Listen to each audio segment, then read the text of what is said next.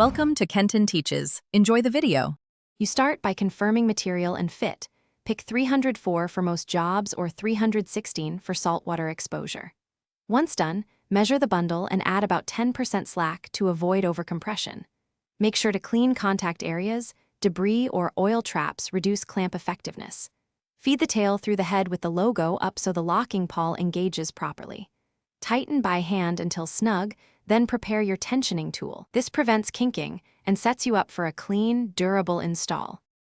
You now tension and trim the tie carefully. Set your tool to the recommended psi or torque for the cable type. Small bundles need less force than thick harnesses. Pull the tail smoothly until the tool clicks or reads target tension to ensure even compression across the bundle. Once tensioned, cut the tail close to the head using the tool's cutter or a flush snip to reduce snag risk. Make sure the remaining edge is smooth. File any burrs so wires won't chafe. You finish by verifying the lock engagement and tail sits flush. Tug gently on the bundle to confirm no slip. Once satisfied, label the tie with installation date and exposure notes so future inspections are quick and informed.